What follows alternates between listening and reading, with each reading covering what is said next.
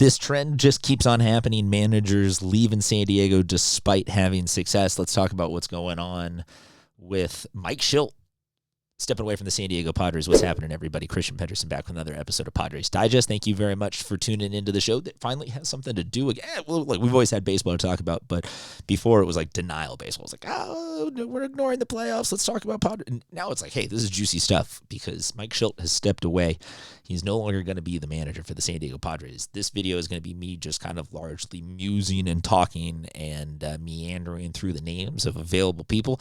So if that is not your thing, appreciate it. You can go on to the next one. I will say on the way out, hit the subscribe button so that when Andrew comes back with good content that you like, you can also check it out. But yeah, leave a comment on everything. In me hearing, sometimes you guys are a good. There's a very diverse amount of you in terms of your baseball opinions. So you are a good cross-section of ideas. And I want to hear from you on this because I think the Padres job is one of the best available jobs in all of baseball, if not the best available job in all of baseball. And I can go off on a side tangent if we want of being like, oh, this is kind of crazy because at the same time as we are here talking about it being a good job, it is now a trend of short-term managerial stints in San Diego. And I can take this with a grain of salt that not every one of those guys on that list will have gotten the same amount of financial support and statistical production and star caliber play. Okay, sure.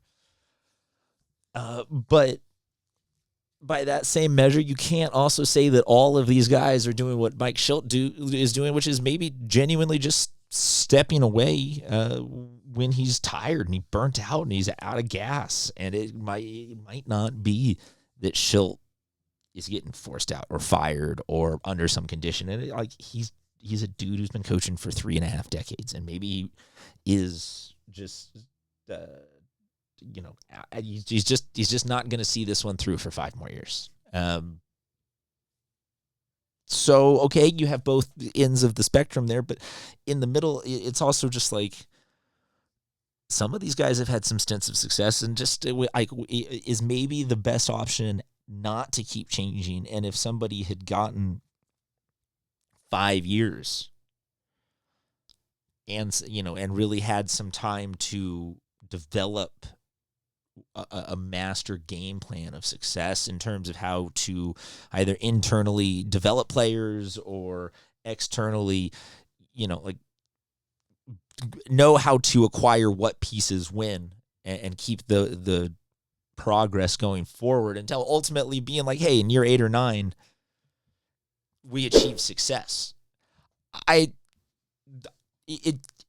don't know. It's a great place to play in terms of the fan base from what I have experienced at the park. It is one of the cooler environments. It is, even with the ebbs and flows of Peter Seidler spending tons and tons of money and some of the other owners spending smaller money and everything in between, it is still it is a bigger market more than it is a small market. It is a team that is loaded with talent currently, and so the stepping away of Mike Shildt, that's what I'm saying. Maybe he really is just out of gas, and he is the aberration at one side of this, but it feels like a little confusing to me of why can't the San Diego Padres, or why won't the San Diego Padres retain a manager for a long-term stint to be like, hey, you and the GM get together and really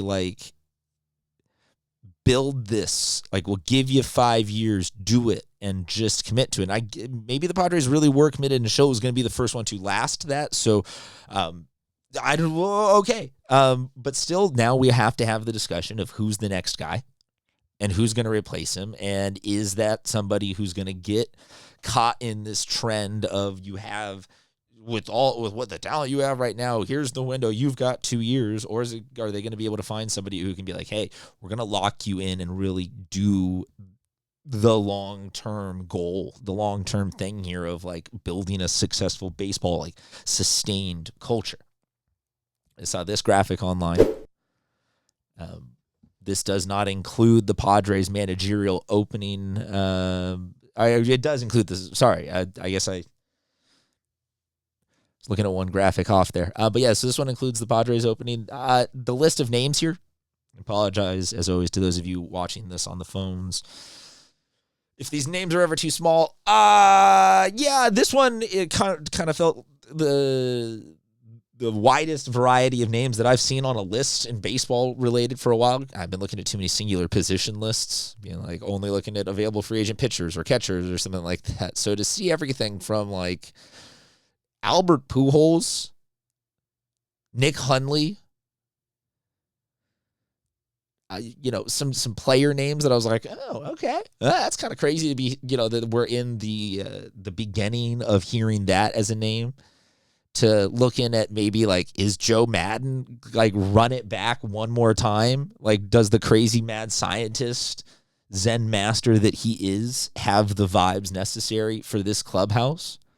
Ron Washington, like I get that this is not a list that is written specifically like how Jeff Sanders from the San Diego Union-Tribune did here are names best for the Padres, and we will get to that, but just kind of going up and down of this. If I'm being less sarcastic-y and more dead serious of names, I actually would take a shot with somebody like Nick Hundley or Albert Pujols in a crazy sort of like,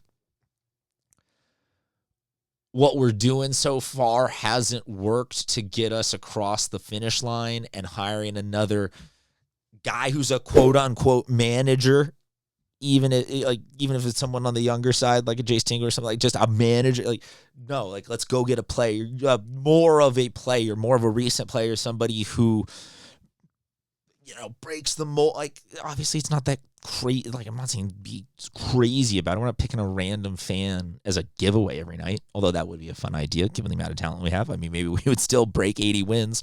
But on the serious note, like, some of these player names, I'm like, why not? Maybe the missing piece is just dumb beginner's luck?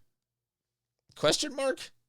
But, if I'm going serious, talking about other names that have been brought up that are interesting to me. Like I said, Jeff Sanders, the Union Tribune, wrote a great article about, he listed over 10, I think it was 11 candidates. So it is a crazy long list, and I don't have any insight as to any one specific, I think X, Y, or Z is going to land. As of me recording this, AJ Preller is set for the tomorrow of today. Today's Monday. When he's going to talk tomorrow on Tuesday at 4 p.m., doing a Zoom. I'm assuming that Zoom is going to be just sort of announcing hey, we're going to do a search and we're going to be thorough and we're looking for blah, blah, blah, blah, blah, blah, blah, blah, like super unspecific, generic, positive information about a great coaching search to come. But some of the things two names that I thought were interesting that he mentioned was Mark Loretta and Ruben Niebla. Mark Loretta has been working in the front office for the Padres recently. I don't, off the top of my head, I did not take the amount of time to research because it doesn't really matter, like, number of years. He's just been here for, I don't know, 3, 5, maybe it's 8, and I just haven't been following. Like, he's been here for a minute as a front office guy and working with the players, and he was a middle infielder at the tail end of a good era. Like, he's not a nobody in terms of his connection to this town, to this city, and to this vibe, and he could be a very good choice. Ruben Niebla was the other one. Ruben's the current pitching coach, and somebody that, to me, if we are talking about a larger trend of Padres managerial missteps in terms of our hiring, and why we can't find a guy that just sticks permanently and is like the guy. If we're caught in a loop, I talk about breaking the loop with like doing something crazy like bringing in Albert Pujols or Nick Hundley, but also breaking the loop could mean not missing out on the way we did internally with Dave Roberts and Ruben Niebla. I will admit, I don't have any cause to be like, he specifically is the dude, but he's a really good pitching coach, and I think he